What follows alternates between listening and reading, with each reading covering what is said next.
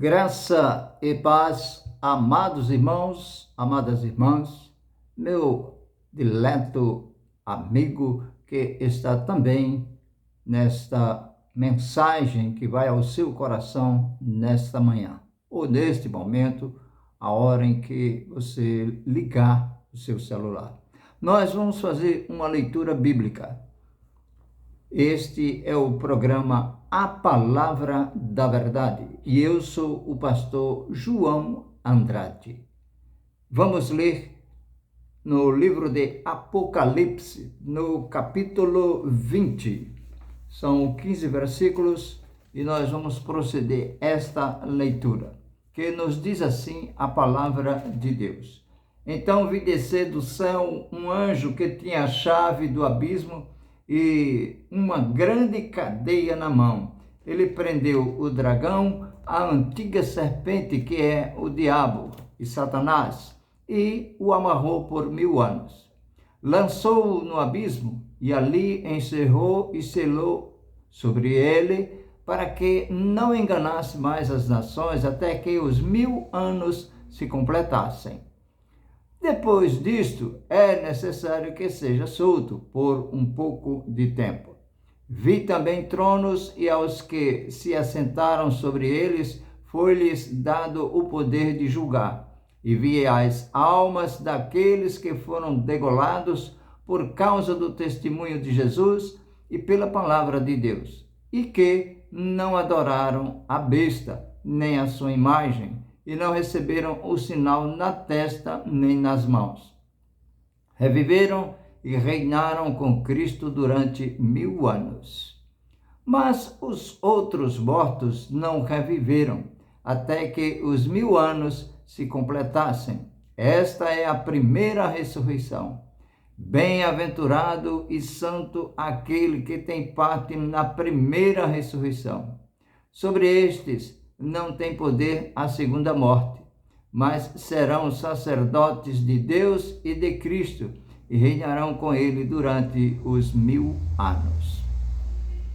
Quando se completarem os 1000 anos, Satanás será solto da sua prisão e sairá a enganar as nações que estão nos 4 cantos da terra, Gog e Magog, cujo número é como a areia do mar, a fim de ajuntá-las para a batalha. Subiram sobre a largura da terra e cercaram o arraial dos santos e a cidade querida, mas desceu fogo do céu e os consumiu. E o diabo que os enganava foi lançado ao lago de fogo e enxofre, onde estão a besta e o falso profeta. De dia e de noite serão atormentados para todo o sempre. Então vi um grande trono branco, e o que estava assentado sobre ele. Na presença dele fugiram a terra e o céu, e não se achou lugar para eles. E vi os mortos, grandes e pequenos, que estavam diante do trono, e abriram-se livros. Abriu-se outro livro, que é o da vida. Os mortos foram julgados pelas coisas que estavam escritas nos livros, segundo as suas obras. O mar entregou os mortos que nele havia, e a morte e o além deram os mortos que neles havia, e foram julgados cada um segundo as suas obras. Então a morte e o inferno foram lançados no lago de fogo. Esta é a segunda morte. E todo aquele que não foi achado inscrito no livro da vida foi lançado no lago de fogo. Deus, nosso Pai, aplique a porção da sua santa palavra lida em nossos corações. A mensagem para este momento, ela tem por título: Você está pronto para o juízo? O livro de Apocalipse, em seu todo, tem muita simbologia, mas com orientação de Deus podemos entender claramente. além dos selos, trombeta, flagelo. Com base nas informações, vamos à análise de Apocalipse 20. E este capítulo pode ser dividido em 4 quadros distintos. Primeiro, a prisão de Satanás, está no versículo de 1 a 3. O que significa a prisão de Satanás? Vejamos, Apocalipse 9, 1 e 11, Apocalipse 11, 7 e Apocalipse 20, de 1 a 3, nós podemos concluir que o poço do abismo, ele tem uma tampa que pode ser aberta, fechada e selada. João vê que o anjo tem a chave do abismo e uma grande corrente. Diz que ele prendeu Satanás por 1000 anos. Apocalipse 23. E que fechou no abismo, deixou ele preso dentro do abismo, até completarem os 1000 anos. Isso tudo é um simbolismo. Um espírito não pode ser amarrado e principalmente com correntes. Prendeu, fechou e selou são termos que denotam a limitação do seu poder. Satanás está limitado em sua ação de 3 formas: algemas, chave e selo. Nem o próprio abismo, nem sobre a terra, nem no céu, ele tem poder para agir livremente. Satanás só pode ir até onde Deus permite. Ele está mantido sob freio. Isto significa que a sua autoridade e seu poder foram restringidos. Satanás não pode mais enganar as nações. A prisão ou restrição do poder de Satanás, ou seja, impedido por Deus de agir, tem a ver com a obra de Cristo na cruz e com a evangelização nas nações, de onde Deus chama eficazmente todos os seus eleitos. O reinado dos salvos com Cristo no céu. Agora nos versículos de 4 a 6, que nós já lemos, ele diz que esse reinado não é na terra, mas no céu. João diz que viu tronos. A palavra tronos aparece 67 vezes no Novo Testamento e 47 vezes no Apocalipse. Apenas 3 vezes o trono está na terra e sempre se fala do trono de Satanás e do anticristo. No capítulo 2, versículo 13, no capítulo 13, versículo 2, capítulo 16, versículo 10, tudo em Apocalipse. Sempre que a palavra aparece em Apocalipse, esse trono está no céu. O trono de Cristo e da igreja em Apocalipse está sempre no céu. Neste capítulo que nós acabamos de ler, não existe nenhuma referência à terra, nem muito menos à Palestina ou Jerusalém. A cena ocorre no céu e não na terra. Então, qual a missão daqueles que estão reinando com Cristo? Eles estão assentados em tronos para julgar. Os santos vão julgar as 12 tribos de Israel. Está em Mateus, no capítulo 19, versículo 28. Os santos vão julgar as tribos de Israel, o mundo e os anjos. 1 Coríntios 6, 2 e também 1 Coríntios 6, 3. Ou não sabeis que os santos hão de julgar o mundo? Vão sim. E os anjos, Jesus prometeu aos vencedores que se assentariam com ele no trono. Apocalipse 3, 21. Os salvos estão com ele no Monte Sião. Apocalipse capítulo 14, versículo 1. Cantam diante do trono e verão sua face. Apocalipse 14, 3, 15, 3 22 e 3. Eles participarão da glória de Cristo, pois reinarão com ele. Os salvos estarão no céu com Cristo em glória. Apocalipse 7, de 9 a 17. É para lá que os crentes salvos em Cristo Jesus, lavados pelo sangue do Cordeiro, estarão um dia. É lá onde estaremos um dia, louvando, enaltecendo, engrandecendo o nome do nosso Deus. Aleluia! Estas almas celebram a vitória de Cristo sem cessar. Quem são esses que estão reinando com Cristo? Todos os salvos, os mártires e todos aqueles que morreram em sua fé. Todos aqueles que morreram crendo que Cristo é o Salvador. Os outros, ou seja, os incrédulos, não tornarão a viver até que os 1000 anos sejam cumpridos. Nesse período, entram na segunda morte. Todos quantos são regenerados, ressuscitaram com Cristo. E essa é a primeira ressurreição.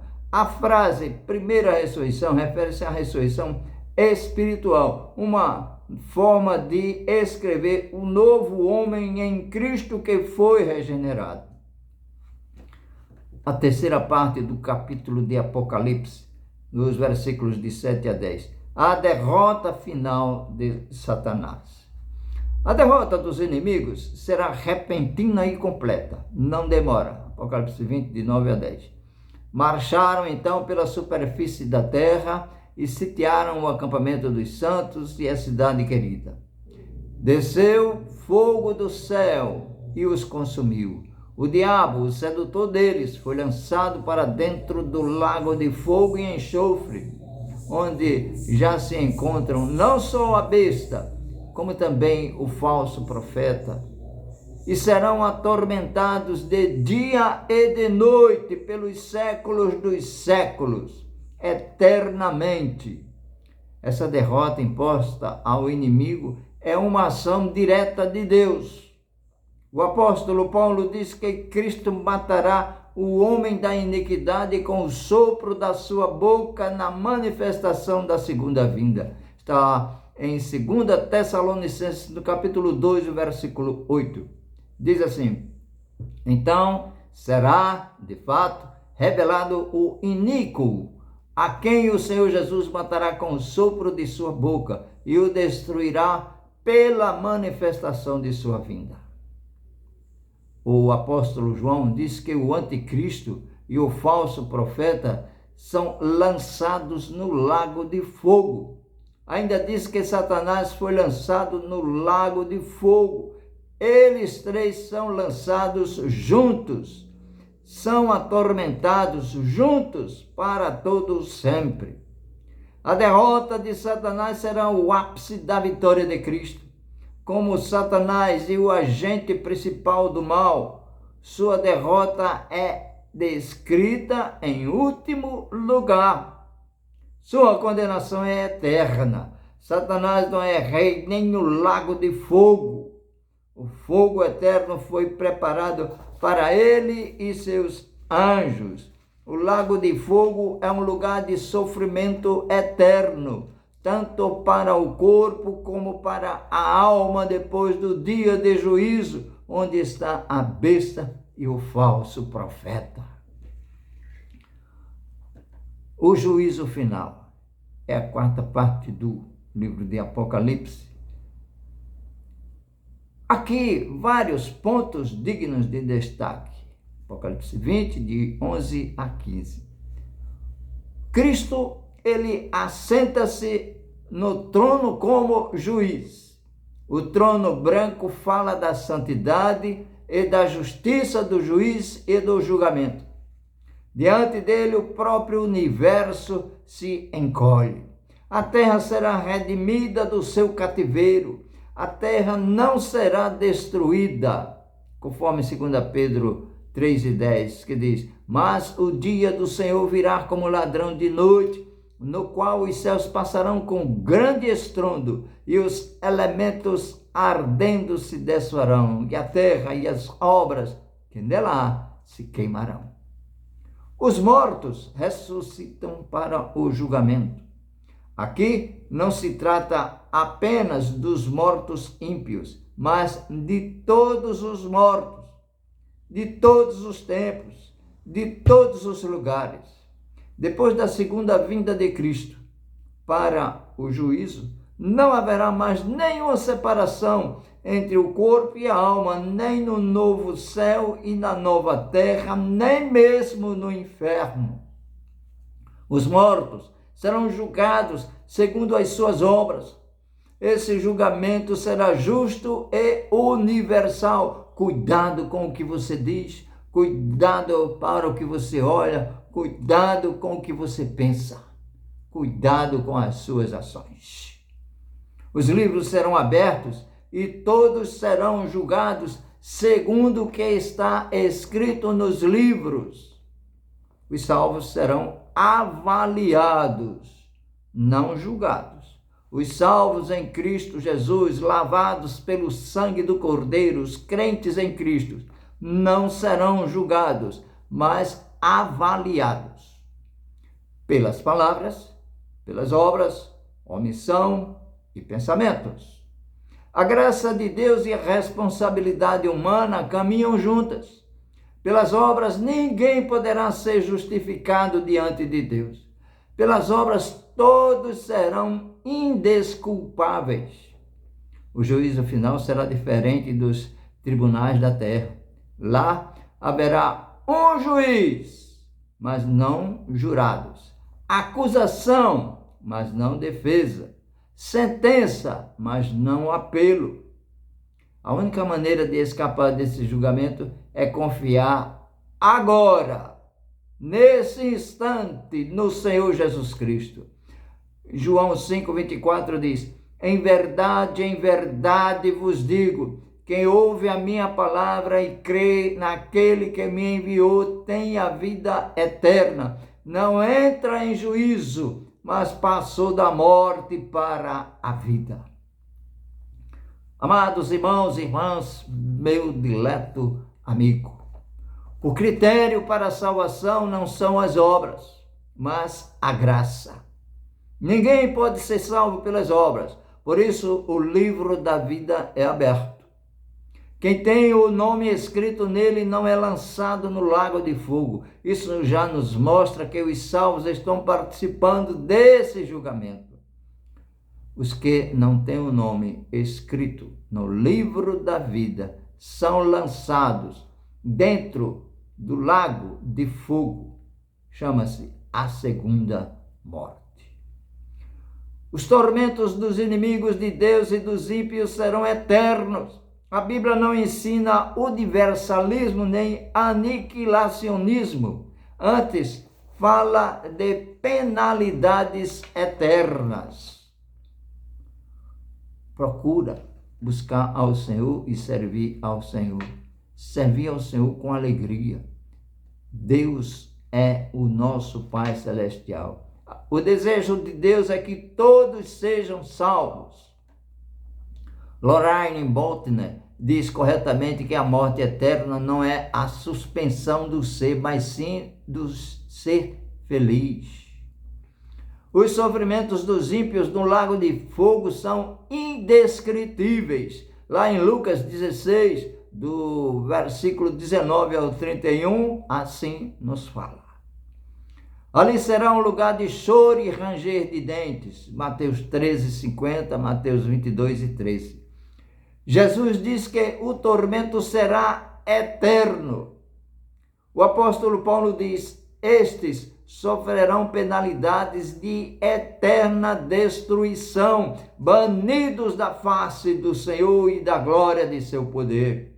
O lago de fogo é estado e lugar, enquanto os salvos, lavados pelo sangue do Cordeiro, têm seus nomes no livro da vida e deleitar-se-ão em Deus e reinarão com Cristo pelos séculos dos séculos. Os ímpios, os que não aceitaram a Jesus, que não creram nem obedeceram a Jesus, serão banidos da presença de Deus e lançados no lago de fogo para serem atormentados por toda a eternidade.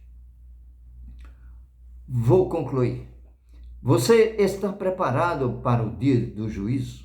De que lado você estará naquele tremendo dia? Você está seguro? Debaixo do sangue do Cordeiro? Ou ainda está sob o peso e condenação dos seus pecados? Hoje, agora, é o tempo oportuno. Hoje é o dia de salvação. Que Deus, pois, nos abençoe.